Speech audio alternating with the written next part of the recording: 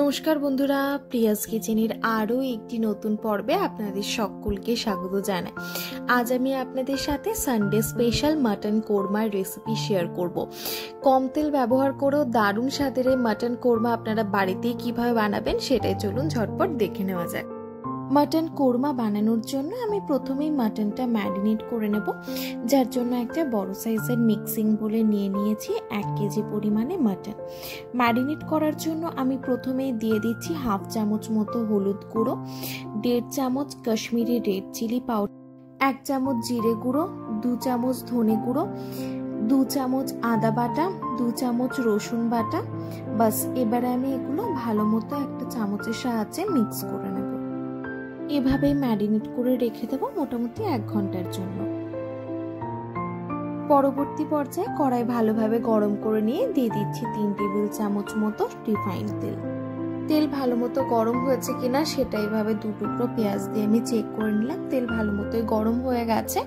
এরপর বাকি পেঁয়াজটাও দিয়ে দিলাম। এখানে মোট 250 গ্রাম মতো আমি পেঁয়াজ নিয়েছি, যেটা মাঝারি সাইজে 6টা পেঁয়াজ। এখন পেঁয়াজটা একটু লালচে করে ভেজে নেব।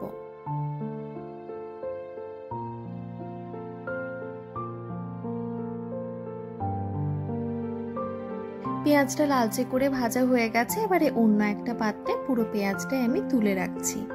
পরবর্তী রান্নার জন্য ওই পাত্রে দিয়ে দিচ্ছি 2 টেবিল চামচ মতো রিফাইন্ড তেল। তেল ভালো মতো গরম হয়ে গেছে, তাই জন্য ফোড়নে প্রথমেই দিয়ে দিলাম একটা তেজপাতা, লবঙ্গ, দারচিনি, ছোট এলাচ, বড় এলাচ আর সামান্য পরিমাণে গোটা জিরে। দিয়ে দিচ্ছে আগের থেকে ম্যারিনেট করে রাখা মাটনটা। এখন গ্যাসের ফ্লেমটা হাইতে করে মোটামুটি 8 থেকে 10 মিনিট সময় ধরে মাটনটা ভালো মতো কষিয়ে নেব।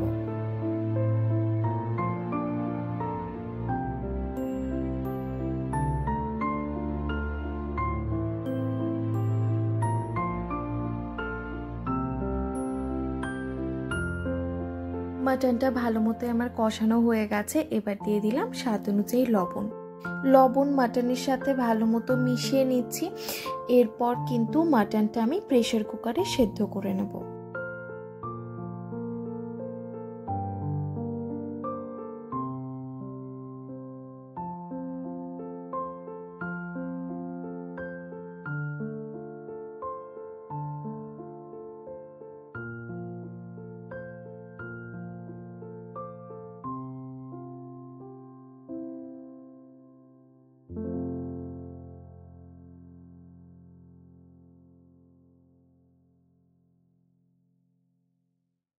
এবারে প্রেসার কুকারের ঢাকা লাগিয়ে আমি হাই ফ্লেমে একটা আর লো ফ্লেমে 3টে হুইসেল দিয়ে মাটনটা সেদ্ধ করে নেব। তবে এতে পুরোটা সেদ্ধ হবে না, যেটা বাকি থাকবে সেটা আমি কড়াইতেই করে নেব।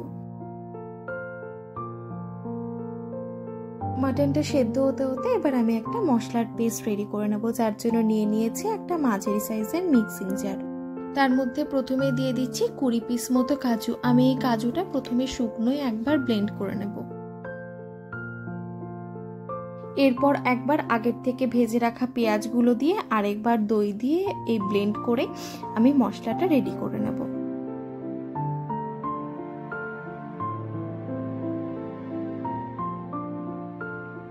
এবারে দিয়ে দিচ্ছি মেজারিং কাপের 1 কাপ, যেটা ওজন হিসেবে প্রায় 200 গ্রাম মতো দই। এবার বাকি রান্নাটা আমি ওই কড়াইতে করে নিচ্ছি। ওই কড়াইতে দিয়ে দিলাম আগের থেকে সেদ্ধ করে রাখা মাটনটা। এর সাথে দিয়ে দিচ্ছি কাজু বাদাম, পেঁয়াজ আর টক দই দিয়ে যে মশলাটা তৈরি করে রেখেছিলাম সেটা।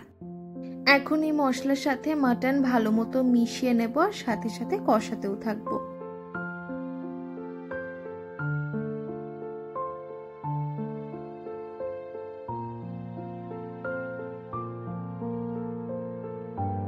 এবার দিয়ে দিচ্ছি 1 চামচ মতো বিরিয়ানি মশলা।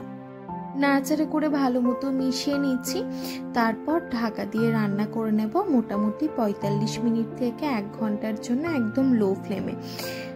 মাটনটাও যতটা সেদ্ধ বাকি আছে সেটাও হয়ে যাবে ভালো মতো সেদ্ধ, আর সাথে কিন্তু মশলাটাও খুব ভালো করে কষিয়ে নেব।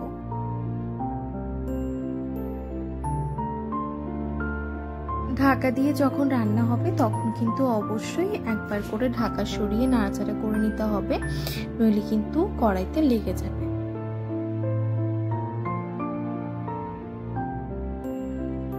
স্বাদটা ব্যালেন্স করার জন্য দিয়ে দিচ্ছি কিছুটা পরিমাণে গুড়ের পাউডার, আর 1 ঢাকা মতো কেওড়া ওয়াটার আর কিছুটা পরিমাণে ধনেপাতা কুচানো দিলেই কিন্তু মাটন কোরমা সার্ভ করার জন্য একদম রেডি।